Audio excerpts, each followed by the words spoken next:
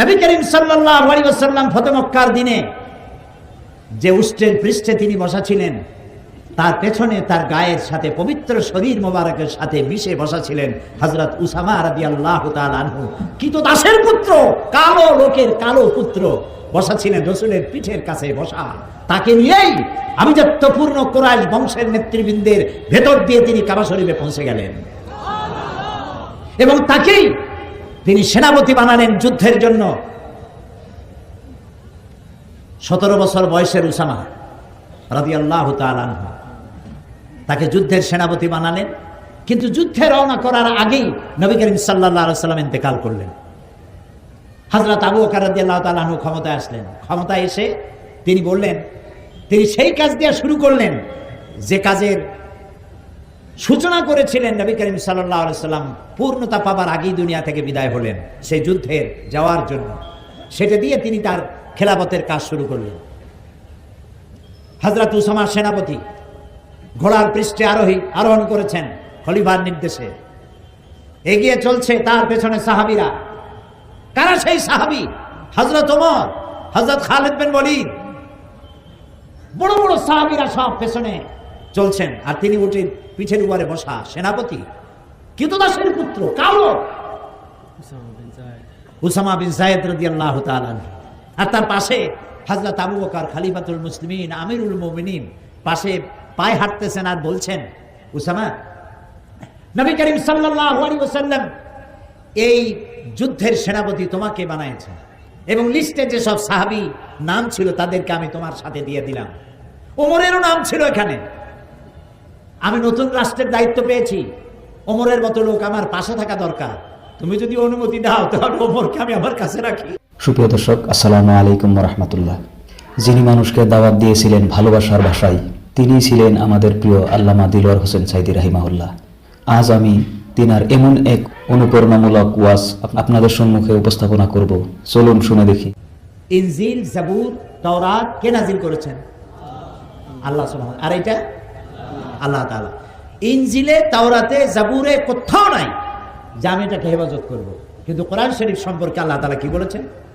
ইন্না নাহনু নাযালনা যিকরা ওয়া ইন্না লাহু লাহাফিজুন। কোরআন নাজিল করেছি আমি আল্লাহ, আর এর সংরক্ষণের সবটুকু দায়িত্ব আমি আল্লাহ গ্রহণ করেছি। এটা আমি নাজিল করেছি এবং এটাকে হেফাজত আমি করব। পৃথিবীর কোন মানুষের ক্ষমতা নাই। মানুষের তো কত কিছু চ্যালেঞ্জ করে, আল্লাহরও চ্যালেঞ্জ করছে। আল্লাহ নাই বলছে না, দেয়ার ইজ নো গড, বলে নাই? যারা বলছে তারা এখন আসল জায়গায় পৌঁছে গেছে। বললাম না তো, আল্লাহকে চ্যালেঞ্জ করেছে, আল্লাহ নাই, নাউজুবিল্লাহ। পরকাল বিশ্বাস করি না, আখিরাত বিশ্বাস করি না, কবর টবর কিছু না, এগুলো বলেছে। কিন্তু কোরআন এইটা সম্পর্কে মুখ খুলতে সাহস পায় নাই। এটা এই কথা এখনো কেউ বলে নাই যেটা মানুষের তৈরি। ওরা যাতে মাতাল হলেও তাহলে ঠিক আছে, কারণ এইটা যদি বলে যেটা মানুষের তৈরি, তো মানুষের তো পাড়ায় ধরবে, বেটা তুই তো মানুষ বানা কোরআন শরীফ পারবে বানাইতে? আল্লাহ রাব্বুল আলামিন প্রথমে চ্যালেঞ্জ করলেন যারা কোরআনকে মানুষের বানানো নবী করিম সাল্লাল্লাহু আলাইহি ওয়াসাল্লামকে জেনে শিখাইছে, অথবা তিনি কবি হয়ে গেছেন, এইসব কথা বলে যখন তারা বলতেছিল, আল্লাহ রাব্বুল আলামিন তখন চ্যালেঞ্জ করেছেন, যদি পারো কোরআনের মতো করে একখান কোরআন বানাও। এই চ্যালেঞ্জের মোকাবেলা কেউ করতে পারে নাই। এরপরে রাব্বুল আলামিন এই চ্যালেঞ্জকে আরো হালকা করে দিয়ে আল্লাহ রাব্বুল আলামিন বললেন, গোটা কোরআন না পারো, কোরআনের সূরার মতো করে 10টা সূরা বানাও। এটার মোকাবেলা কেউ করতে পারলো না। সবশেষে এই চ্যালেঞ্জকে আরো হালকা করে আল্লাহ রাব্বুল আলামিন বলেন, ইন কুনতুম ফি রাইবিম মিম্মা নাযালনা আলা আবদিনা। আমার বান্দার পরে যে কিতাব আমি অবতীর্ণ করেছি, যদি সন্দেহ হয় যেটা তার বানানো, ফাতু বিসূরাতিন মিন মিসলি, তাহলে কোরআন শরীফের সূরার মতো করে ছোট্ট, কোরআনের সর্বকনিষ্ঠ সূরা যেটি, এই সূরার মতো করে ছোট্ট একটা সূরা বানাও। এই চ্যালেঞ্জ কত বছর হলো? 1400 বছর পার হয়ে গেছে, আজও এইটার মোকাবেলা কেউ করতে পারে নাই, ভবিষ্যতে পারবে না। কিয়ামত পর্যন্ত কোরআন শরীফের মতো সূরা তো ভালো, এরকম একটি আয়াতও কেউ তৈরি করতে পারবে না। তাহলে বোঝা গেল যে কোরআনের এই যে চিরন্তন, এই কোরআন যে চিরন্তন, এই চিরন্তনতা এটাই কোরআনের মুজিজা, এবং এটা যে আল্লাহ, এটা সব থেকে বড় প্রমাণ। কিয়ামত পর্যন্ত এইটার সমকক্ষ কোনো কিতাব আসে নাই, আসবেও না। এখন এই কিতাবকে আল্লাহ রাব্বুল আলামিন পৃথিবীর মানুষের হেদায়েতের সর্বশেষ গ্রন্থ হিসেবে আল্লাহ তাআলা অবতীর্ণ করেছেন। কোরআন পড়ো, কোরআন বোঝো। আমি যখন বিদেশে যাই, বাইরে যখন প্রোগ্রাম হয়, আমি তখন সেখানে বলি যে আপনারা যারা সেখানে, তো মুসলমান থাকে, ইহুদি থাকে, খ্রিস্টান থাকে, বৌদ্ধ থাকে, হিন্দু থাকে, বিভিন্ন জাতির লোকেরা থাকে, তা আমি বলি কোরআনে কারীমকে আপনাদের মুসলমান হওয়ার দরকার নেই। মুসলমান হওয়ার জন্য কাউকে দাওয়াত দেই না, কারণ আমি আমার নিজের ঘরই তো সামলাইতে পারতেছি না। যারা মুসলমান আছে দাবি করে, তারাই তো পরিপূর্ণ মুসলমান হওয়ার জন্য যেসব কোয়ালিটি দরকার সেই কোয়ালিটি নাই। কাজে আরো বাইরের থেকে বোঝা বাড়ায় লাভ কি? কাজে আপনাদের মুসলমান হওয়ার প্রয়োজন নাই, হইলে সেটা আপনারা হন, সেটা ভিন্ন কথা, কিন্তু আমি বলি না যে মুসলমান আপনাদের হওয়া লাগবে। আমি এই কথা বলি, আপনারা যদি মুসলমান নাও হন, শুধু যদি কোরআন শরীফের আইনগুলি মেনে চলেন, তাহলে দুনিয়ায় শান্তির গ্যারান্টি পাবেন, পরকালের গ্যারান্টি আমার কাছে নাই। ওইটা আল্লাহ কি করবেন আমি জানি না, কিন্তু দুনিয়ার শান্তি যে পাবেন এই গ্যারান্টি দেওয়া যায়, কোনো সন্দেহ নাই, যদি কোরআনের আইন মানেন। মুসলমান হওয়ার প্রয়োজন নাই, শুধু আইন মানেন। তারা প্রমাণ চাইল, 2-1টা প্রমাণ দেন। আমি বললাম 3টা প্রমাণ দেই। তারা শুনতে চাইল, আমি প্রমাণ দিলাম। 1 নম্বর বললাম সুদ। সুদ এটি হচ্ছে মারাত্মক একটি হাতিয়ার, পুঁজিবাদী শোষণের জঘন্যতম হাতিয়ার। এটি হচ্ছে গরিবদের কাছ থেকে নেও আর ধনীদেরকে দাও। এই সুদভিত্তিক অর্থনীতি যেসব দেশে চালু আছে, সমস্ত দেশগুলি গরিবরা শোষিত হয়, চাই সে গরিব মুসলমান হোক, হিন্দু হোক, খ্রিস্টান হোক, বৌদ্ধ হোক। আর আল্লাহ তাআলা এই সুদের ব্যাপারে কি বলেছেন? ওয়া হাল্লাল্লাহুল বাইআ ওয়া হাররামার রিবা। আমি সুদকে করেছি হারাম আর ব্যবসাকে করেছি হালাল। আর সুদের অপকারিতা বর্ণনা করে আল্লাহ তাআলা বলেছেন ফাইন লাম তাফআলু ফাযানু বিহারবিন মিনাল্লাহি ওয়া রাসূলিহি। সুদ হচ্ছে এত বড় মারাত্মক অপরাধ, এই অপরাধ থেকে যদি বিরত না থাকো, তাহলে আল্লাহ এবং রাসূলের পক্ষ থেকে তোমাদের বিরুদ্ধে যুদ্ধের ঘোষণা রইল। নাউজুবিল্লাহ বলুন। নবী করিম সাল্লাল্লাহু আলাইহি ওয়াসাল্লাম বলেছেন সুদের মধ্যে 70টি গুনাহ। কয়টা গুনাহ? তার ছোট্ট গুনাহ হলো নিজের গর্ভধারিণী মাকে নিকাহ করা। নাউজুবিল্লাহি মিন যালিক। এখন এই জঘন্যতম হাতিয়ার সুদ, যারা এনজিওর কাছ থেকে লেনদেন করেন তারা বোঝেন যে সুদের মজা কি। সুদের সুদ তস্যচুদ সুদ, চক্রবৃদ্ধি আকারে সুদ দিতে দিতে আসল টাকা সুদ সহ বহুবার ফেরত দেওয়ার পরেও সুদের থেকে মুক্ত মানুষ হতে পারে না। মারাত্মক জঘন্য। আল্লাহ তাআলা এটাকে হারাম করে দিল। এখন যদি রাষ্ট্র আইন করে এই সুদকে বন্ধ করে দিয়ে, যদি সুদভিত্তিক অর্থনীতি বন্ধ হয়ে গিয়ে যদি যাকাত ভিত্তিক অর্থনীতি চালু হয়ে যায়, তাহলে এর দ্বারা উপকৃত হবে কি মুসলমান না হিন্দু, খ্রিস্টান, বৌদ্ধ? সবাই হবে। বলেন, বলেন না, জবাব দেন না। সবাই হবে। গেল 1 নম্বর। 2 নম্বরে আল্লাহ তাআলা কোরআন শরীফে বলছেন ওয়ালা তাকরাবুজ জিনা ইন্নাহু কানা ফাহিশাতান ওয়া সা সাবিলা। জিনা করা তো দূরের কথা, এর নিকটেও যেও না। জেনা করো না, এই কথা কোরআন শরীফে কোথাও নাই। বলা হলো জেনা এত নিকৃষ্ট যেটার কাছেও যেও না। তো কাছে যেতে গেলে নিশ্চয়ই কিছু রুট আছে, কিছু রাস্তা আছে, এই রাস্তাগুলিতেও যেও না। সে রাস্তাগুলি কি? জেনার নিকটবর্তী হওয়ার জন্য যে রাস্তাগুলি, তার মধ্যে একটা হচ্ছে ব্লু ফিল্ম, অশ্লীল নাচ, অশ্লীল গান, অশ্লীল সাহিত্য, নারীর সৌন্দর্য প্রদর্শনী ইত্যাদি। এখন এই যে জিনিসগুলির নাম আমি বললাম, এই জিনিসগুলি যদি চালু থাকে সমাজে, কি কি বললাম মনে আছে? মনে আছে? এই রাস্তাগুলো যদি চালু থাকে তাহলে এর দ্বারা নির্যাতিতা হবে সকল শ্রেণীর নারীরা, চাই সে মুসলমান হোক, চাই সে হিন্দু হোক, চাই সে বৌদ্ধর মেয়ে হোক। ঠিক কিনা? কথা সত্য কিনা? এখন রাষ্ট্র যদি এই রুটগুলি বন্ধ করে দেয়, জেনা করার রুট, জেনা করার রাস্তা, লাইনগুলি বন্ধ যদি রাষ্ট্র করে, সৌন্দর্য প্রদর্শনী নিষিদ্ধ, ব্লু ফিল্ম প্রদর্শনী নিষিদ্ধ, অশ্লীল ছায়াছবি, অশ্লীল গান, নারীর সৌন্দর্য প্রদর্শনী ইত্যাদি নিষিদ্ধ রাষ্ট্র যদি আইন করে বন্ধ করে দেয়, আপনারাই বলেন এর দ্বারা কি উপকৃত হবে শুধুমাত্র মুসলমান মেয়েরা, না সব জাতি, ধর্ম, দল, মত নির্বিশেষে সকল নারীরা তাদের ইজ্জত এবং সম্ভ্রমের গ্যারান্টি পাবে? কথা ঠিক কিনা? আসুন 3 নম্বরে, সমস্ত পাপের উৎস কি বলতে পারবেন? মদ এবং জুয়া সমস্ত পাপের উৎস। ওয়াসআলুনাকা আনিল খামরি ওয়াল মাইসিরি কুল ফীহিমা ইসমুন কাবীর। হে নবী, আপনাকে প্রশ্ন করা হয় মদ এবং জুয়া সম্পর্কে, আপনি বলুন ইসমুন কাবীর, এটা মারাত্মক গুনাহ, মারাত্মক অপরাধ। শিরক, এটাকে কিন্তু বড় গুনাহ বলা হয়নি। আমি যদি প্রশ্ন করি সব থেকে বড় গুনাহ কি, আপনারা জবাবে বলবেন কি বলবেন তো? শিরক। আমি জানি এই জবাবটা আপনারা দিবেন, কিন্তু শিরককে বড় গুনাহ বলা হয় নাই। অবশ্যই বড় গুনাহ, কিন্তু কোরআনে কারীম এটাকে বড় গুনাহ বলে নাই, এটাকে বলা হয়েছে ইন্নাশ শিরকা লা যুলমুন আযীম।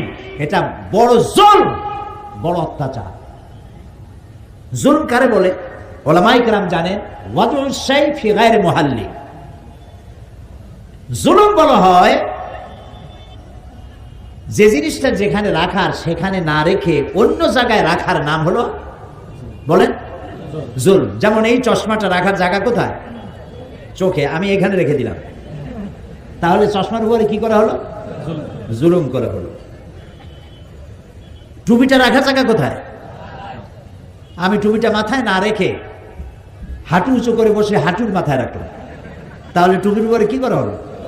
জুলুম করা হলো। দুধ রাখতে হয় কোথায়? পাত্রে। পাত্রে না রেখে আপনারা মাছ ধরে, মাছ রাখেন কিসে? জাল বাইয়া মাছ ধরেন যখন, তারপরে যার মধ্যে রাখেন ওটার নাম কি? খোলই। এখন আপনার দুধ বোতলে না রাখে যদি খাবারের মধ্যে রাখেন, তাহলে দুধের উপরে কি করলেন? জুলুম করে ভালাইছে। এই তো বুঝে ভালাইছেন, একেবারে বাংলা কথা। যে জিনিসটা আল্লাহর কাছে চাওয়া, যেটা দিতে পারেন তিনি গায়েব থেকে, তিনি ছাড়া কেউ দিতে পারেন না, সেই জিনিসটা আল্লাহকে ছাড়া কারো কাছে চাওয়ার নামই হলো জুলম। সন্তান দেওয়ার মালিককে, রোগ মুক্ত করার মালিককে, বিপদ থেকে বাঁচাবার মালিককে, হায়াতের মালিককে, মওতের মালিককে বলেন আল্লাহ, আল্লাহ, আল্লাহ, আল্লাহ। সেই আল্লাহকে ছাড়া অন্যের কাছে যখন চাইবেন এই সব বিষয়, তখন আপনি জুলুম করে বসলেন। এটাকে জুলুম বলা হয়েছে, বড় জুলুম। কিন্তু এটা অবশ্যই বড় গুনাহ, কোনো সন্দেহ নাই, কিন্তু একমাত্র বড় গুনাহ নয়। সব বড় গুনার মধ্যে এটাও একটি বড় গুনাহ। কিন্তু আল্লাহ তাআলা বড় গুনাহ হিসাবে ইসমুন কাবীর বলেছেন মদ আর জুয়াকে। মদ এবং জুয়া এই দুটি জিনিস মানুষকে মাথা খারাপ করে দেয়। আরে ভাই একটু সময় দেন, একটু স্ন্যাপ নিচ্ছে, কি অসুবিধা? 1 মিনিট একটু সহ্য করতে পারেন না? আমাদের ধৈর্য আরো দরকার হবে। জি ভাই, আপনি ভাবেন না, বসে। মদ আর জুয়া, জুয়ায় অসুবিধা কি? জুয়ায় অসুবিধা হলো এক্ষুনি যদি আপনাকে 1 লক্ষ টাকা কেউ দেয়, ওই টাকাটার কোনো গুরুত্ব হবে আপনার কাছে? বলেন, বলেন, গুরুত্ব হবে? এই টাকা দিয়ে আপনি যা মনে হয় তাই কিনবেন, যা খুশি তাই করবেন। তো 10 টাকা দিয়ে যদি লেগে যায় 10 লাখ টাকা পেয়ে গেছেন, আপনি তো মানুষের মানুষ মনে করবেন না, আপনি অহংকারী হবেন, ফেরাউন হয়ে যাবেন। যা চান তার চাইতে অনেক বেশি পাইছেন, এত পাও পাইছেন, কোথায় রাখবেন বছর টাকাও নাই। তখন আপনি ফেরাউন হবেন, নমরুদ হবেন। এই জন্য জুয়া মানুষকে মাতাল করে দেয়, দিক বিদিক শূন্য করে দেয়, কি করবে দিশা করতে, কাণ্ড জ্ঞান বর্জিত করে দেয়। আর এই পয়সাটা যদি 10 লাখ টাকাই হোক, আর 10 টাকাই হোক, আর 100 টাকাই হোক, তা যদি ইনকাম করতে গায়ে মাথার ঘাম পায় পড়ে, 10 লাখ টাকার চাইতে 100 টাকার দাম তার কাছে অনেক বেশি। এটা আয় করতে কষ্ট হয়েছে। আর মদ যারা এগুলি খায়, নানান রকমের কি বলে, কোকেইন, হেরোইন, চর্স, তারপরে বাহাবা ট্যাবলেট নাকি ইয়াবা ট্যাবলেট, তারপরে এইসব জিনিস, তারপরে পানি জাতীয়। ওদের জিজ্ঞেস করছি এগুলো খাও কেন? কই হুজুর বুঝবেন না, খাইলে পরে একটা ভাব সৃষ্টি হয়, একটা রাজা রাজা ভাব। এই যে রাজা রাজা ভাব, এই ভাবটাই তার জ্ঞানটাকে, তার কাণ্ডজ্ঞান, তার কমন সেন্সকে বিলুপ্ত করে দেয়। আর কমন সেন্স যখন বিলুপ্ত হয় তখন সে মানুষ হত্যা করতে পারে, জেনা করতে পারে, ডাকাতি করতে পারে, বোমা মারতে পারে, সব পারে। আল্লাহ তাআলা বলেছেন কুল ফীহিমা ইসমুন কাবীর, মারাত্মক গুনাহ। এখন মদ আর জুয়া যদি বন্ধ করে দেওয়া হয়, রাষ্ট্র যদি বলে আমার দেশে মদ জুয়া চলবে না, বন্ধ করে দিলাম, এর উৎপাদন, বিপণন এবং সেবন সম্পূর্ণ নিষিদ্ধ, এটা যদি রাষ্ট্র করে দেয়, তাহলে মদ্যপ আর জুয়ারিদের যন্ত্রণা থেকে শুধু মুসলমানেরাই হেফাজত পাবে নাকি? হিন্দু, খ্রিস্টান, বৌদ্ধ, জাতি, ধর্ম, দলমত নির্বিশেষে সকলের জন্য কল্যাণ হবে না? আমি সেখানে বললাম এই 3টা উদাহরণ যথেষ্ট, আরো বহুত আছে, দিলাম না। এই 3টা উদাহরণ যথেষ্ট। কোরআন শুধু মুসলমানদের জন্য আসে নাই, আল্লাহর কসম কোরআন শুধু মুসলমানদের জন্য আসে নাই। এটা মুসলমানদের জন্য হতো যদি আল্লাহ হতেন আলহামদুলিল্লাহ রব্বিল মুসলিমিন। আল্লাহ কি রব্বিল মুসলিমিন শুধু? তাহলে রব্বুল আলামিন কেন পড়ি? তিনি সকলের রব, সকল সৃষ্টি তার, আল্লাহ তাআলা। সেই জন্য তিনি যে আইনের কিতাব তৈরি করেছেন, বই তৈরি করেছেন, এটাকে সার্বজনীন। যারা ইসলামকে, এই যে যারা বলে আমরা একটা অসাম্প্রদায়িক সমাজ গড়তে চাই, রাষ্ট্র গড়তে চাই, এদের মাথার ঘিলু কি পরিমাণ আমি জানি না, কি খাইয়া বলে তাও জানি। আরে ভাই, কোন মুসলমান কেন বলবে আমি অসাম্প্রদায়িক রাষ্ট্র করতে চাই? ইসলাম তো সাম্প্রদায়িক নয়, ইসলাম চির উদার। সুবহানাল্লাহ, ইসলাম চির উদার। নবী করিম সাল্লাল্লাহু আলাইহি ওয়াসাল্লাম মক্কা থেকে মদিনায় হিজরত করে সর্বপ্রথম ইহুদিদের সাথে চুক্তি করেছেন, শান্তি চুক্তি। এই উদার, এত বড় উদারতা আর কে দেখাবে পৃথিবীর মাঝে? কত বড় উদার! কারো মানুষের কোনো দাম নাই। কিরকম দাম নাই? কৃতদাসী, মালিক তাকে গর্ভবতী করেছে অবৈধভাবে, 7-8 মাস গর্ভের বয়স হয়েছে, বন্ধুদের দাওয়াত দিয়েছে, বৈঠকখানায় কৃতদাসীকে উলঙ্গ করেছে সকলের সামনে, এবং আরেকটা কৃতদাসকে দিয়ে তার পেট চিরেছে, পেট চিরে বাচ্চা বের করেছে। বাচ্চাটা ছটফট করে মরছে আর মা ছটফট করে মরছে। এই দৃশ্য দেখে এই বন্য জানোয়ারেরা তারা বন্য হাসিতে, ভূত প্রেতের মতো উৎকট হাসিতে তারা ফেটে পড়তো, আনন্দ করত। কালো মানুষকে তারা মানুষ মনে করতো না। 1978 সনে 78 আমি আমেরিকা সফরের সময় ওইখানে পত্রিকায় দেখলাম এক সাদা ট্রাক ড্রাইভার, সে গাড়ি চালাতে গিয়ে একটা কালো মানুষকে রাস্তার সাথে স্যান্ডউইচ করে দিয়েছে, ফিচে দিয়েছে। পুলিশ যখন তাকে জিজ্ঞেস করলো একটা মানুষকে তুমি এরকম ফিচে দিলে কেন? কয় যে আমি তো মানুষ মনে করিনি, দূরের থেকে একটা টায়ার মনে করেছি। মানুষকে কত ঘৃণা করলে, কালো বলে তাকে ঘৃণা করে তাকে টায়ার বানাই দিল। ওরা ওদের রাষ্ট্রীয় ভবনকে হোয়াইট হাউস বানালো যাতে ব্ল্যাক কোনোদিন ঢুকতে না পারে। আল্লাহ তাআলা হোয়াইট হাউসে ব্ল্যাক ঢুকাইই দিলেন। তিলকাল আইয়ামু নুদাবিলুহা বাইনান নাস। ইতিহাসের মহাকালের ঘূর্ণায়মান চক্রের আবর্তনে এটাই হয়, যা আমরা বুঝি না। আল্লাহ অনেক আগে তিনি বুঝে রেখেছেন, তিনি সর্বজ্ঞাত, সবকিছুই তিনি জানেন। সুবহানাল্লাহ। শুধু কালো মানুষ ঢুকায় নাই, কালো প্রেসিডেন্টের কালো বউ কয়দিন পরে কালো বাচ্চাও দেবে সেখানে। হোয়াইট হাউসের সম্মান বেড়ে যাবে।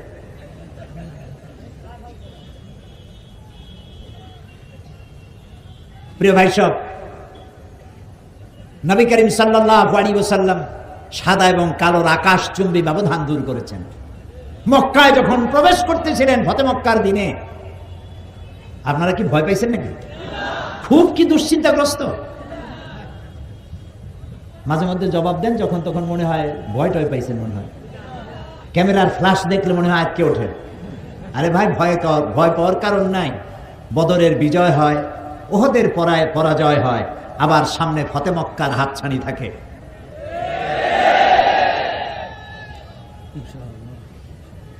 নবী করিম সাল্লাল্লাহু আলাইহি ওয়াসাল্লাম ফতে মক্কার দিনে যে উষ্ট্রের পৃষ্ঠে তিনি বসা ছিলেন, তার পেছনে তার গায়ের সাথে পবিত্র শরীর মোবারকের সাথে মিশে বসা ছিলেন হযরত উসামা রাদিয়াল্লাহু তাআলা আনহু।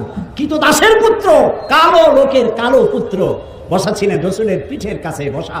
তাকে নিয়েই আভিজাত্যপূর্ণ কুরাইশ বংশের নেতৃবৃন্দের ভেতর দিয়ে তিনি কাবা শরীফে পৌঁছে গেলেন এবং তাকেই তিনি সেনাপতি বানালেন যুদ্ধের জন্য। 17 বছর বয়সের উসামা রাদিয়াল্লাহু তাআলা আনহু, তাকে যুদ্ধের সেনাপতি বানালেন। কিন্তু যুদ্ধে রওনা করার আগেই নবী করিম সাল্লাল্লাহু আলাইহি ওয়াসাল্লাম ইন্তেকাল করলেন। হযরত আবু বকর রাদিয়াল্লাহু তাআলা আনহু ক্ষমতায় আসলেন। ক্ষমতায় এসে তিনি বললেন, তিনি সেই কাজ দিয়ে শুরু করলেন যে কাজের সূচনা করেছিলেন নবী করিম সাল্লাল্লাহু আলাইহি ওয়াসাল্লাম পূর্ণতা পাবার আগেই দুনিয়া থেকে বিদায় হলেন সেই যুদ্ধের যাওয়ার জন্য। সেটা দিয়ে তিনি তার খেলাফতের কাজ শুরু করলেন। হযরত উসামা সেনাপতি ঘোড়ার পৃষ্ঠে আরোহণ করেছেন খলিফার নির্দেশে। এগিয়ে চলছে তার পেছনে সাহাবীরা। কারা সেই সাহাবী? হযরত ওমর, হযরত খালিদ বিন ওয়ালিদ, বড় বড় সাহাবীরা সব পেছনে চলছেন, আর তিনি উঠে পিঠের উপরে বসা সেনাপতি, কৃতদাসের পুত্র, কালো উসামা বিন যায়েদ রাদিয়াল্লাহু তাআলা আনহু। আর তার পাশে হযরত আবু বকর খলিফাতুল মুসলিমিন, আমিরুল মুমিনিন, পাশে পায়ে হাঁটতেছেন আর বলছেন, উসামা, নবী করিম সাল্লাল্লাহু আলাইহি ওয়াসাল্লাম এই যুদ্ধের সেনাপতি তোমাকে বানাইছেন এবং লিস্টে যে সব সাহাবী নাম ছিল তাদেরকে আমি তোমার সাথে দিয়ে দিলাম। ওমরেরও নাম ছিল এখানে।